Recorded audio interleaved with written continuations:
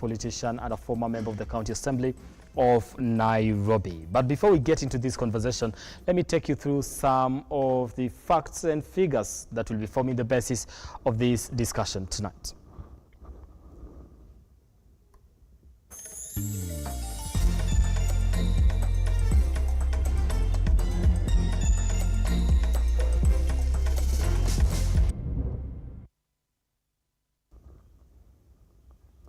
All right, now we do understand that we have talks that are supposed to be happening anytime from now. Azimio has given 1 month, saying that this talk should be time-bound. From August 1st, they need 30 days for these talks to be conducted and be done with.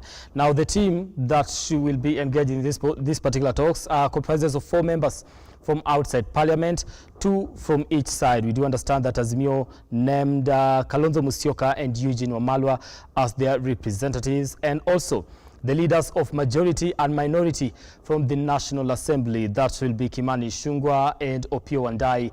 Kimani Ichung'wah, of course, being from the majority side, and Opiyo Wandayi from the minority side.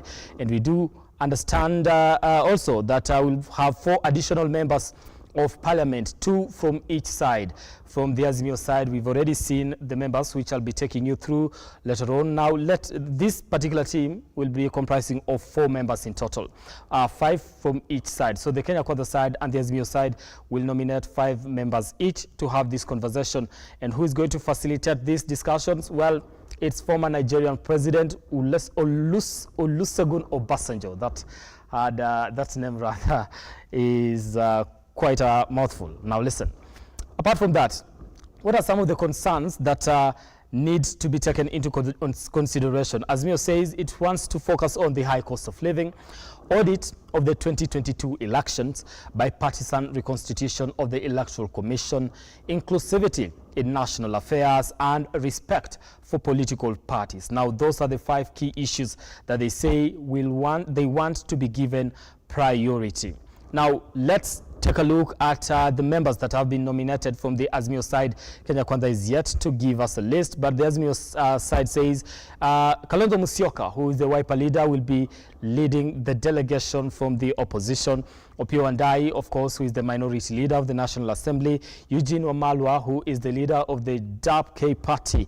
And also Okongo Omogeni, who is the senator for Nyamira County. And Amina Mnyazi, who is the member of Parliament for Malindi. These are the people that will be representing Azimio in this particular in these talks that will be facilitated by former Nigeria president. All right, so we do also understand that the meeting has meeting to discuss about the talks has already happened. And let me just take you through one last issue here, and this has to be the Kenya Kwanza issues of discussion. We do understand that my majority leader Kimani Ichung'wah did give a statement and said some of the things that they had agreed on, but later on Azimio came and said that statement was one-sided and that Azimio did not agree to those particular issues. One was the reconstitution of the Independent Electoral and Boundaries Commission, IEBC, implementation of 2/3 gender rule, entrenchment of Constituency Development Fund, and establishment and entrenchment of the office of the leader of opposition, and also the embedment of the office of the prime cabinet secretary. Those are the issues that the Kenya Kwanza side did say we want to focus on these particular issues. Statements that are already, right now when we look at it, there's a clear division on this particular issue. So though Azimio comes out and says, okay, everybody is allowed to bring in their own issues that they want addressed, and we are welcoming that, and no party should determine or dictate what the other should bring to the table. You do understand that President William Ruto did say that the cost of living, which is priority number 1 for the Azimio side, will not be part of this conversation. So which way forward for these talks? We want to get into this conversation tonight with my guests in studio. And I think I start with Japheth. Japheth, let me just throw it to you. Which way forward for this conversation? Right now, when you're looking at it, the two sides already have different issues that they want to bring on the table. Azimio says issue number 1 is the high cost of living. If you're not talking about the high cost of living, then why should we be having this particular talks? Because you need to be talking about the high cost of living. Then the Kenya Kwanza side says the high cost of living will not be a subject of debate on this conversation because we have it in our manifesto. So which way for this conversation? Let me start with you. You know, Mr. Brian, for me, the discussion was long due. And if we had this discussion before the 3-day demonstration that we saw many Kenyans lose their lives, we couldn't have been here where we are now. As for me, let me take this opportunity first of all to thank the Right Honorable Raila Amolo Odinga and the President for accepting to sit down and have a dialogue on the way forward. You know, the issue of the cost of living, we have a government in place that's going to look on that. Let these other issues that the Azimio team had risen be discussed, and I know this time round the discussion, the dialogue has a goodwill from the President. Okay, let me, before I come to Robin, this is the thing. Kenyans took to the street to demonstrate the high cost of living. If the high cost of living is not part of this conversation, then Kenyans will feel betrayed. You know, Brian, let us not lie to each other. Let us not cheat Kenyans.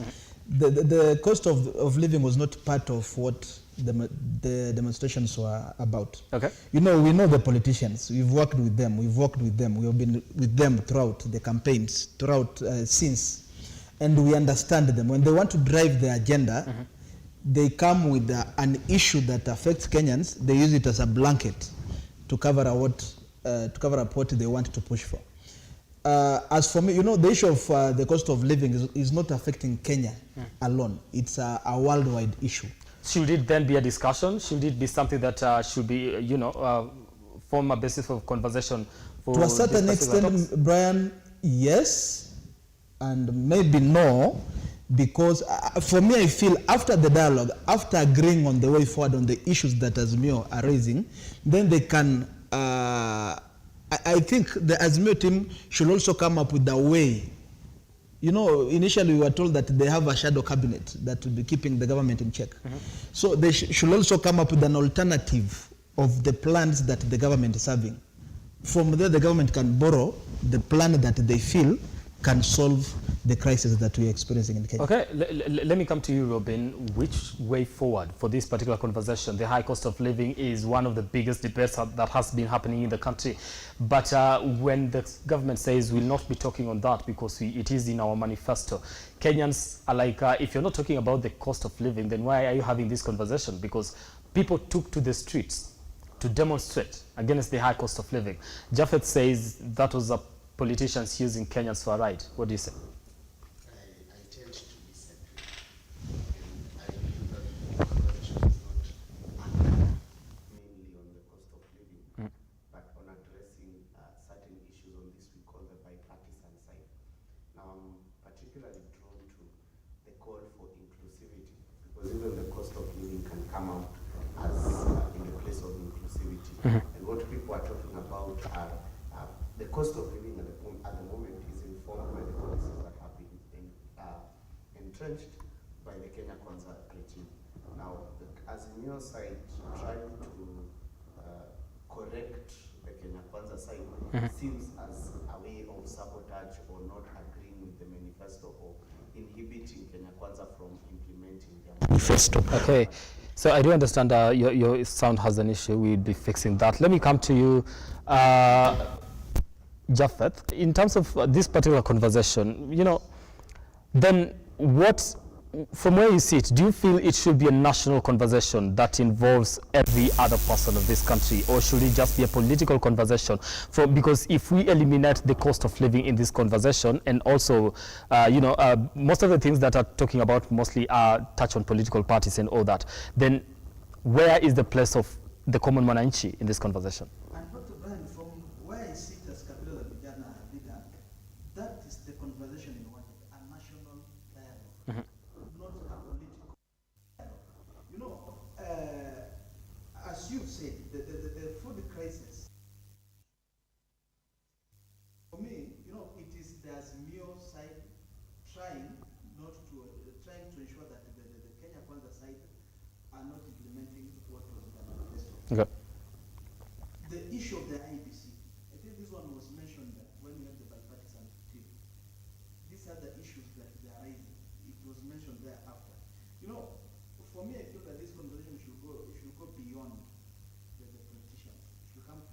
should come to us, should come to lobby groups.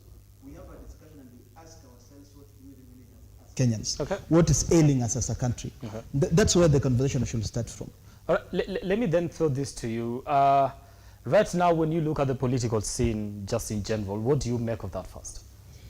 You know, what we are seeing is a recurring.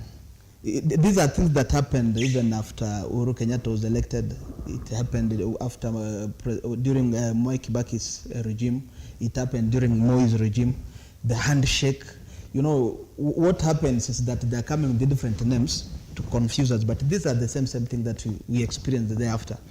So what we should do as Kenyans, for me, most I speak to youths and tell them, anytime demonstrations are being called, let us first of all understand what are they for.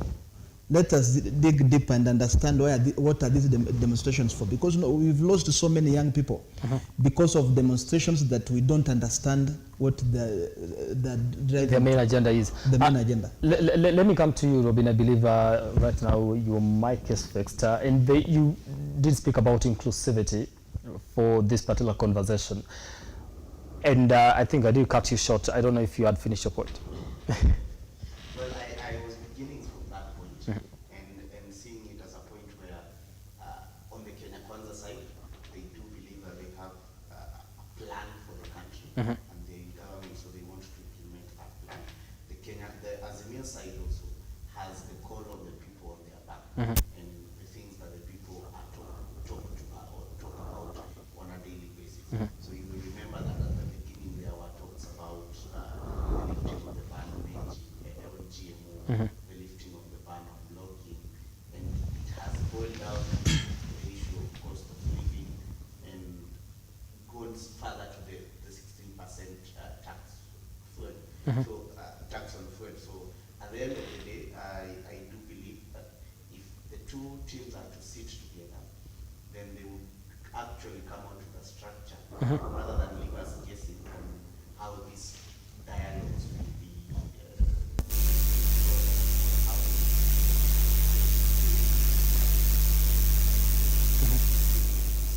The aspects of a multilateral approach to the kind of dialogues that they're going to be speaking about.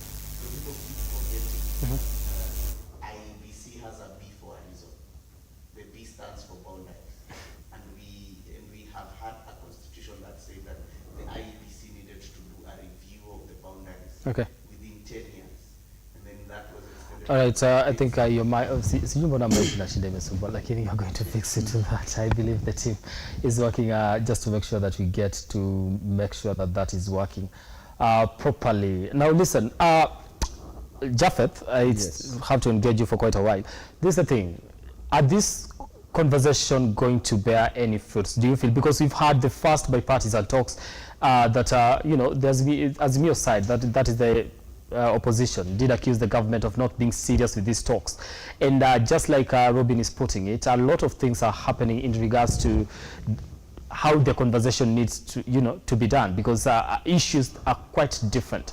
Most of it, we started with the GMO, right now we're talking about the high cost of living. We started with the servers, that is. We went to GMO, we're talking about the high cost of living. I don't know what's next we're going to be talking about. Issues seem to be shifting. Where does this then place us first? Yeah, you know, the bipartisan team was destined to fail. In fact, from the starting point, you could just see where it headed to. And it's our prayer that this time round, the dialogue that the Right Honorable Raila Amolo Odinga and the President have initiated, and the teams that they're going to select. In fact, from the team that the azimio has brought forward, you can just see how serious the team is, being led by the former Vice President, Honorable Kalonzo Musyoka. And what I'm expecting from the Kenya Kwanza side is also to come up with a team that is ready for the dialogue. You know, initially you saw the kind of people they were bringing on the table. You could just see here, we had no dialogue at all. So but this is the thing. I like to throw this because all of them are members of parliament. They sit in the same house. So do we to identify, look at them and say, okay, this one is not a serious team also that is going to be arguing or rather debating with this other team. You know, there are people that... I want to base that on something. Yes. Because one of the azimio leaders did say, we gave them our team A, but whatever they gave us, you know, I don't want to repeat whatever I said, but yeah. So is it right to, you know, segment in regards to what you're talking about, that maybe that was not a serious team? How do we measure that? You know, we need serious people to sit on serious tables to discuss serious matters. The other time we saw people ranting outside before even the dialogue begins. I support the government, but I did not support the team they brought on the table. For me, I was for the dialogue. I wanted Kenyans' problems to be solved. I didn't want these demonstrations. We are losing so many young people. But you see people are being brought on the table to discuss with the team that was followed by the Azimio team. Okay. Then from there you could see the government wasn't that serious on the bipartisan team. But so it was taking the opposition for a ride, if you want. Yeah, as for me, on that one with the Mr. President, I disagreed with the team that he forwarded for the bipartisan talks. But this time around, from the talks from the President himself, remember it's the President who agreed, the retired President Obasanjo to come to have a talk together with the Raila Amolo Odinga. On this one, I'm sure the President, it has got the blessings of the President, the Right Honorable. I think this is the first team that you've seen, even the Right Honorable Raila Amolo Odinga is not coming to press us, talking about the thing that they're going to select. They're all playing behind the scene. Okay. And I'm sure it's going to yield. All right. So what is giving you so much confidence in regards to seeing maybe this one bear fruits as opposed to what we saw the last time? From the President's talk. Okay. And yesterday we had a meeting at the Hustler Center. And we had most leaders from the Kenya Kwanza team.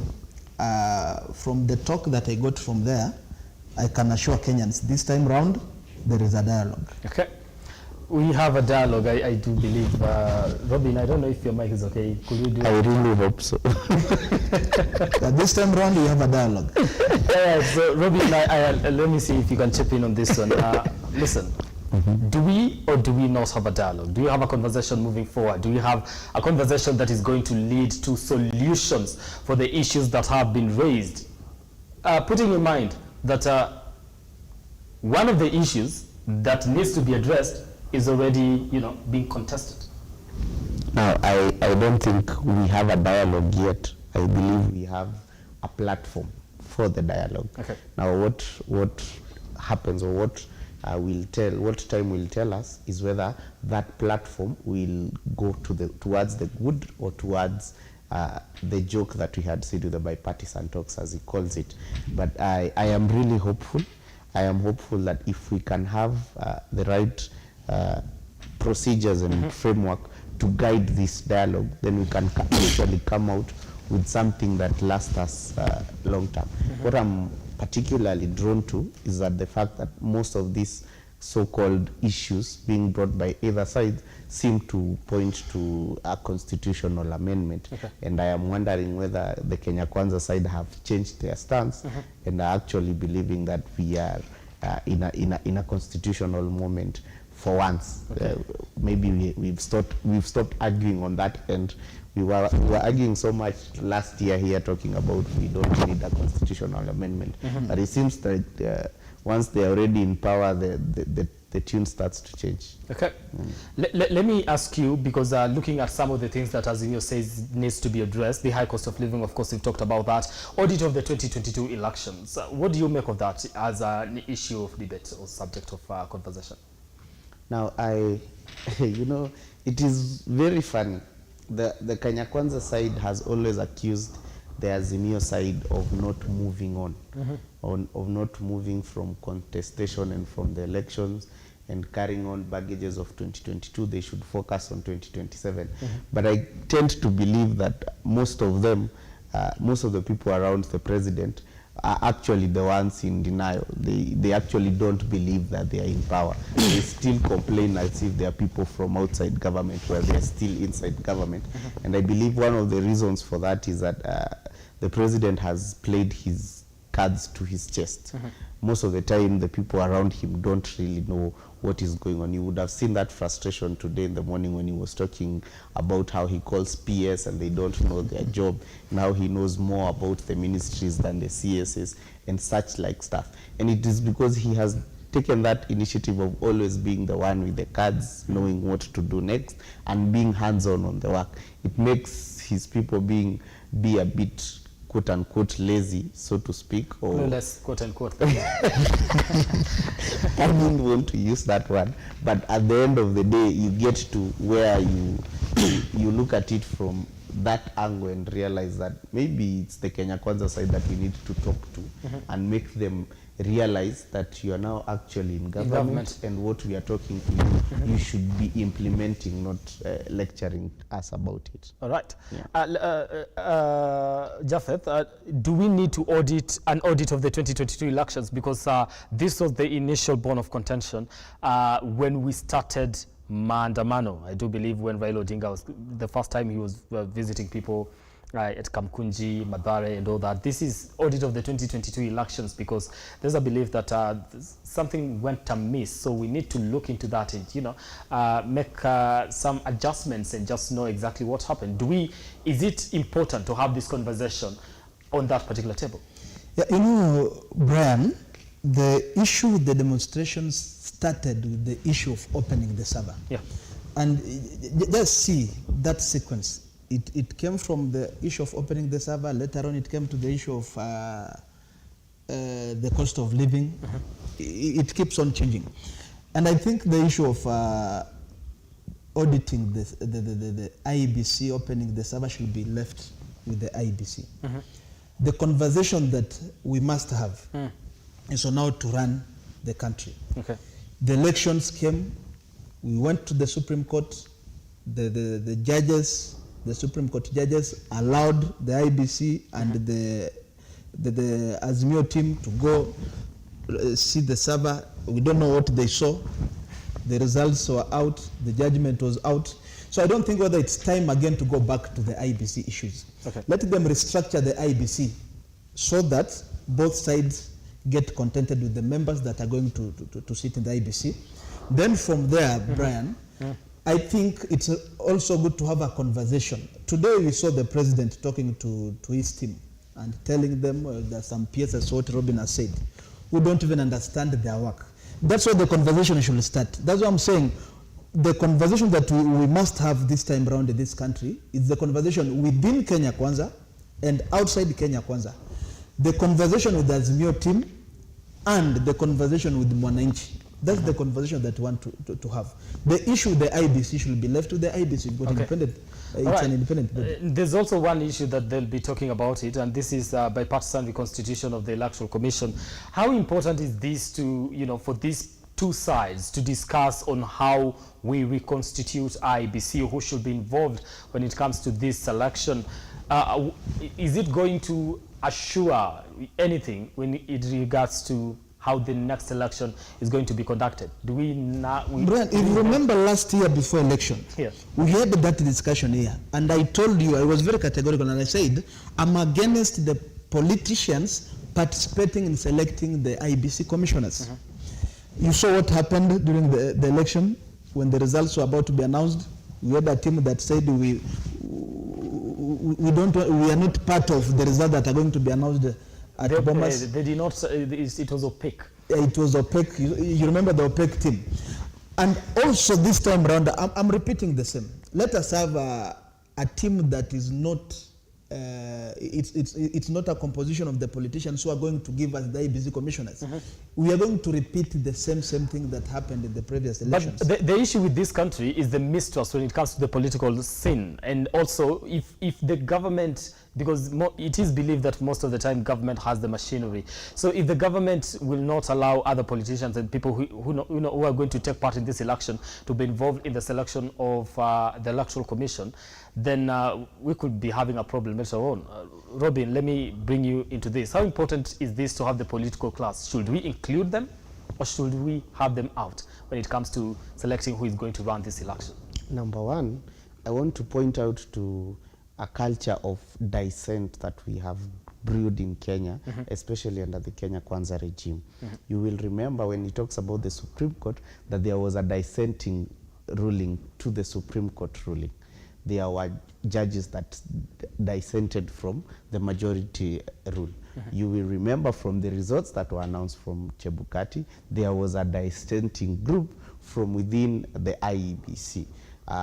Most recently, we have had squabbles in Jubilee, which is one of the things that they have put there as respecting political parties. And even then, when the tribunal came to make a ruling, there was again a dissenting rule led by the chairman of the tribunal. And we have sort of come to accept this thing, that it is not only, we cannot have a unanimous decision on anything. We must have a dissenting voice, and most of the time we don't listen to that dissenting voice. What I am trying to point out to here is that B in IEBC, people keep forgetting about it. And in next year by December, we will be having a constitutional crisis if we will not have reviewed our boundaries according to the duties of the Independent Electoral and Boundaries Commission. And if we do not have a commission, then I don't see us having that boundaries review next year. Then we will have starting fighting all over again about you did not respect the constitution, you did not respect this. I am quite upheld by the Kenya Kwanza regime in terms of how they regard the rule of law and legal provisions, in especially court orders, and treating the law as a suggestion box. I do not agree with that on that point, because I believe that we should have a structured manner in which we do our things, and if the law says we do this, we should do this. On this particular one, on the constitution of IEBC, there's a clear way that the law has provided for reconstituting members of the IEBC. But you will remember the members that are out resigned, and others were quote-unquote coerced to resign, while others had tribunals to investigate them. So there's already been a stain on how the commissioners were removed. Now, in terms of electing or appointing new members, it has always been our conviction, in terms even before the current president was in and was the deputy, we were having the conversation during the BBI conversation, and one of the things was reforms to the manner of appointment of IEBC commissioners and the quorum for IEBC commissioners to conduct its work. So I believe if we are to have a genuine conversation about it, we would heal some of the things that have been ailing this country since 1992. Yes. Okay. As we move forward, because we are also running out of time, let's talk about the issue of inclusivity. Now, this is what I'll need to pick your mind on, both of you, on this particular issue, inclusivity. The azimio side says, if you're looking at what the government is doing, people that are being employed or given opportunities in government belong to, you know, a section of this particular country and does not have a national outlook. I can't verify that, but that is their argument. Talk to me about that. What do you make of this particular point that they say, okay, inclusivity, we need to talk about it. We need to have it addressed in terms of positions. And right now, because there's also an issue that was arising, whether the Azimio side will reach an agreement with the Kenya Kwanza side, no position is left to be dashed out or dished out to any political party or any new person coming in, because if you're talking about CSS, then we already have that. Principal secretaries, we already have that. Cabinet secretaries, we already have that. So there's no other position that is left that if at all we are going to make a quote-unquote inclusivity, you're going to give to the people that are coming from the opposition. Well, this conversation began with the utterance of our deputy president, when he said that the country is now a company, and the shareholders will get the seat. You will not get the seat if you did not vote for this for this government. And part of how or why the conversation has been brought to the dialogue is because the president has not come out to actually disown those utterances. It's as if he's allowing the same, and he's accepting or colluding or accepting to the notion that the current government is only rewarding those that voted for them, albeit knowing that our political system is more tribal and ethnic. So that would mean that the current government is employing certain tribesmen or certain people from certain ethnicities. Okay. And I believe if we were to be really honest about having that conversation, I have always been the people who call it as it is, and I believe the most qualified person should get the job, regardless of where they come from. Okay. How my president used to say, regardless. Japheth, national inclusivity in national affairs. What do we make of that? Is the government a shareholder? Brian will give me enough minutes. Okay. I've got so many to say about this. You know, inclusivity, number one, doesn't mean appointing people from the opposition. Okay. Let's get out of that. And I've got a problem with this government that I participated to put in place. The reason why you are seeing the president starting complaining about the people he himself put in offices is because, number one, he failed to keep the promise that he told us. And I want this one to go to them. We've got competent people. People vied and lost elections. Very competent. People that we know can run these parastatals very well. You've got people outside here that who ran for MPs, Member of Parliament positions, that lost in the government. But when it came to appointments, you know, people are saying that Mr. President was awarding those people that stood by him during the campaign period. But if you look at majority of the people who are serving in this government were not even present during the campaigns. I was present. I know those people who participated in the campaign. So you feel a lot of people that did, you know, the shareholders, quote unquote. Do you know why we're having two tribes in government? It's because after the elections, they went for their people, not the hustlers that they were telling us. How many MCs are outside here who are very competent to run these parastatals? How many members of parliament? When you wangewekwa PSS now, the results will have been out. How many governors and senators that lost in these elections from other tribes? You know, the issue of going back to your backyard, start getting names from there, people pushing names because they belong to your tribe. You know, even though we supported the president, it doesn't mean that we supported the president when it comes to appointing only two tribes to government. And this thing, this one, I supported the azimio team. The government, the Mr. President, to be specific, has to go back to the promises that he made during the campaign. The promise number one was that this government was so big and he was going to bring everybody on board. Remember, for the first time in this election, William Samoei Ruto got votes from every corner. In fact, even from Luo Nyanza, from Homa Bay, from Migori, he got votes.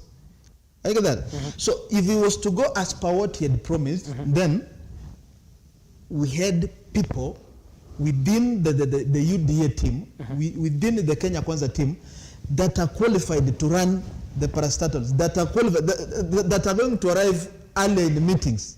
You know, these people are coming late to meetings because they did not understand the plan that the party had. How would you suggest we go about these inclusivity issues, especially right now at this particular point for the government? If at all, you know, we are about to click 1 year ever since it was sworn in.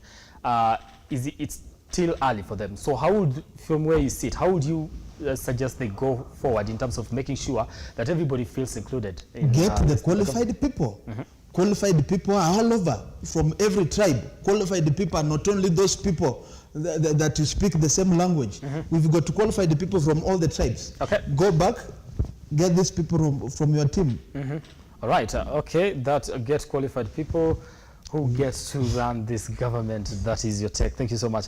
Let me get to something else in regards to now. We've spoken rather about the reconstitution of the IEBC, and this is also an issue that the Kenya Kwanza side has actually brought to the table. Implementation of the 2/3 gender rule. This is an issue that the Kenya Kwanza side rather is saying we should actually be looking into this. But when you look at, you know, the executive, the cabinet itself, we don't have that. So, to give me your insights on this particular point that they want addressed in this particular talks. If at all the government itself is not a representation of this 2/3 gender rule. Let me start with you, Robin. Now, most of the things that we have been talking about in terms of the talks, the proposed talks, are some things that we actually discussed during the Building Bridges initiative. Okay. And we had very bright and smart solutions towards this. I have seen my brother struggle with how we get inclusion to national affairs. And one of the things that have been baffling Kenya Kwanza government, even the Uhuru government, was something called public participation. Okay. That you do something and then once you've already completed, the court stops you because you did not have public participation. And one of the big problems on that is that we do not actually have a criteria for public participation. If you were to call a meeting and you do it on the National Gazette and no one shows up for that meeting, it will still be considered public participation. We had proposed to create an office of the public participation rapporteur. And some of the people that were actually championing for this are now governors, including Sakaja. And I'm wondering how they got into power and forgot all that. And something that they could have sorted by now, something that we could actually have moved on and borrowed the things that they were saying in terms of the BBI. When we were getting bashing for the BBI, we were being told that most of the things that you are proposing are not bad, but they can be done through parliament. Why do we have to have a referendum? Now you're in government, you took the time to actually buy MPs and have the majority in parliament.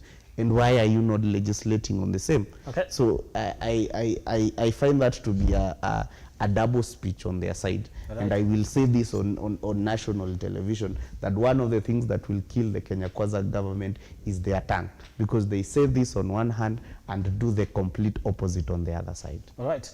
Let me touch on something else as I wind up, because I literally have a few minutes to wind up this conversation. There's also something the Kenya Kwanza side, you know, through to the for us that to get to talk about it. It is the establishment and entrenchment of the office of the leader of the opposition. Let me start with you, Japheth. What do you make of this? Because initially, just like Robin put it, it was in the Building Bridges initiative so that we get to solve the issue of winner takes it all. But if the leader of opposition initially did say that that's not something that of a conversation that we want to have, and we had suggested that in the Building Bridges initiative, but you want to bring BBI through the back door, let me come to you. Talk about the office of the leader of opposition. Should we go ahead with that? It's something that we really need as a country. You know, if you remember BBI Part 2, there's a speech there's a famous speech that was given by His Excellency the President. By then he was the Deputy President, and he asked a very genuine question. By not having the opposition, the official opposition office, are we going to solve the issue of the winner takes it all? And I remember by then there were a lot of murmurs. You know, we cannot dismiss Mr. Raila Amolo Odinga with the huge following that he has. We cannot dismiss a person who ran for an election and became number 2. And if you remember the votes that were casted, then the country was divided in between. So he has a huge following that we can't just wish him away. He's someone who must be somewhere also planning and also keeping the government in check. So the office of the opposition leader is something that we need as a country, and it's something that when the dialogue begins, they should discuss about it. Then we see now we're going to bring it. Okay, Robin, as you wind up. Personally, I take this very offensively, that the Kenya Kwanza government has taken a narrative of always personalizing these things. That the creation of the position of leader of opposition is not meant to entice or to make Raila Odinga happy. I do not believe it will. I don't believe there's much it will add to his portfolio as at now. But it's not to say that it is not a needed office in this country, but we should not personalize it to a specific person and what they can be able to do. Because I believe Raila Odinga has been doing so much as in the opposition, even without that position, which also begs the question that if at all we were trying if you are trying to call a spade, then by all means just bring back BBI and let's look at what you are calling bad and remove what you are calling bad and move on as a country. All right. Yes. All right. 30 seconds for your final remarks on this particular issue, in this conversation, rather, the national dialogue. And I'll start maybe just 30 seconds. I don't have time. We look at issue of political parties, Robin. What's your take on that? I do believe you belong to a political party that has, been, here everybody wants a piece of you. So 30 seconds. We are like a lady who is very beautiful and everybody is interested in us. But I will take this opportunity to call upon my party leader, His Excellency Uhuru Kenyatta, to rein in on us as a party, because I believe this is the perfect opportunity for us to self-reflect and to start wondering on how we want to shape the country moving forward, and what policies that have been borrowed from us that we can actually champion through this government. All right. Thank you so much. Japheth, your final remarks on this conversation, the high cost of living, everything that we've spoken about here. What's your take? Maybe to remind my brother Robin, the last time I checked, Sabina Chege was the party leader of Jubilee. That's so. I don't know where you checked, because even the Kenya Gazette does not have a change of party leader. Let's have two strong political parties in the country.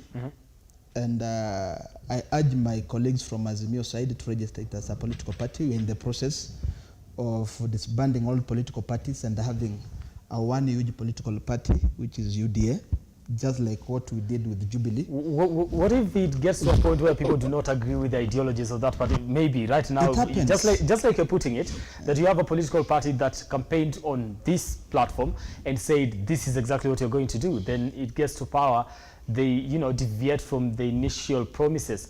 If you are a member of that political party and you no longer agree with those ideologies, what do you do? In a country where democracy rules, differences are there.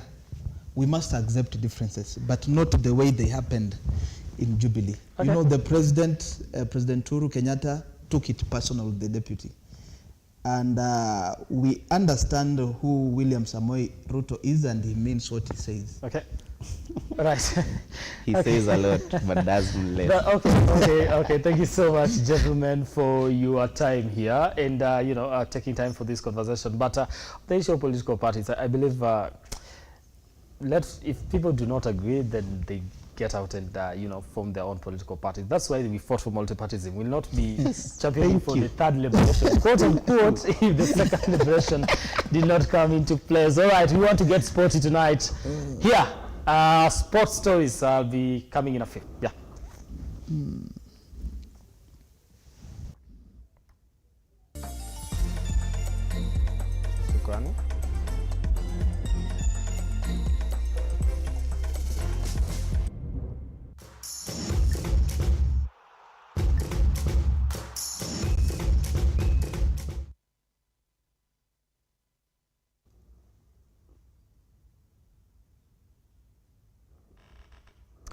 All right, now let's get sporty tonight. Team Kenya lost 3 bouts in the second session of Africa Boxing Championship. Now, Kenya's Teresia Wanjiru lost against Janine Mbala Amboki of Cameroon in the welterlight quarterfinals, while Abednego Kialo was defeated by DRC's Zola Levens Telembekwe on split points.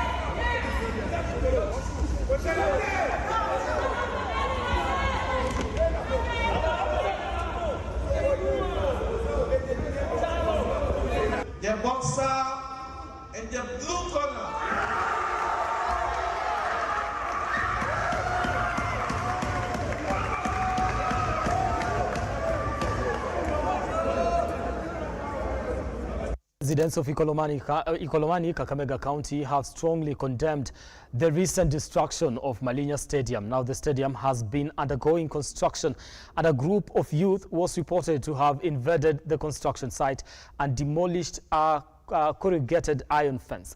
Now, the father demanded title deeds for the families that were displaced to allow the construction of the stadium. Tutapata maelezo na kila kitu itakuwa shwari, na ningeliomba mheshimiwa Kalwale turudi pamoja, tufanye kazi pamoja, tusiwe watu wa kufanya vijina. Watu walivurushwa kutoka, sio kuvurushwa kutolewa hapa. Kuvurushwa unajua ni lazima. Ningeliomba tafadhali mwashughulikie.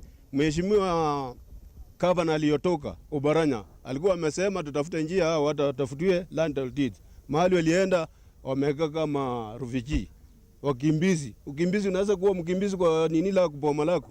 Hii stadium ikishakuwa modern facility hapa Malinya, najua wenye watafurahia matunda ya hii stadium watakuwa number 1 watu wa Malinya wenye wanaishi hapa, number 2 watu wa Ikolomani, number 3 watu wa Kakamega. Kuwa na contractor aliingia Malinya Stadium akaanza kujenga choo ndani ya stadium, na mimi mwenyewe nikaenda hapo. Raia waliponiona wakashikwa na hasira, wakapomoa ile fence yenye alikuwa ameweka hapo ya mabati ya kumpatia security akifanya kazi. I want to clarify, I have found partnership with international friends who are interested in developing talent in Africa.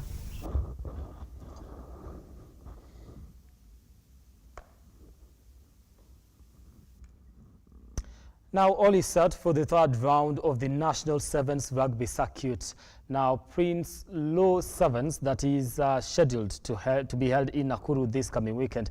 Kabras Sugar will be at Group A together with Kisumu RFC, Homeboys and Western Bulls. Reigning Circuit and Prince Lou champions Menengai Oilers headline Pool B, which also features nondescript as well as the Catholic Monks. KCB are in Pool C with Kenya Harlequin, Masinde Muliro and Black Blood as Strathmore, Leos, Mwamba, Daystar, Falcons and Zitek Ox make up Pool D.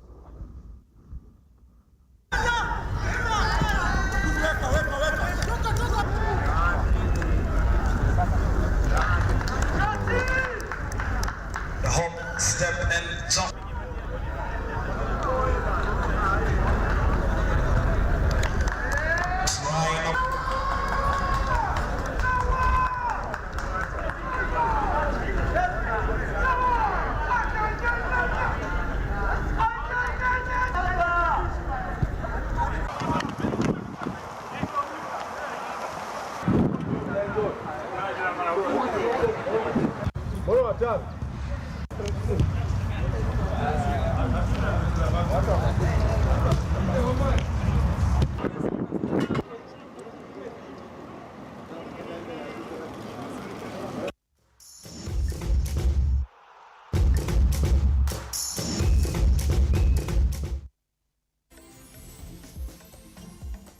All right, exactly 10:30 here on the bottom line. You see, trying to make sure that I don't eat so much time into the next programming, because I also had a bet with someone that I shouldn't do past 10:30. Now listen, thank you so much for making time for the program tonight. Just before I wind up, Paul Getui Joseph says the high cost of living needs policies not to be politicized. Thank you so much for your feedback on our socials. We do appreciate this. Let's do this again next time. My name is Brian Amuai. Our sign language interpreter earlier on was Josephine Ouko. Thanks to my guest and everybody that has made this one a success tonight. Do have yourselves a lovely night. Good night.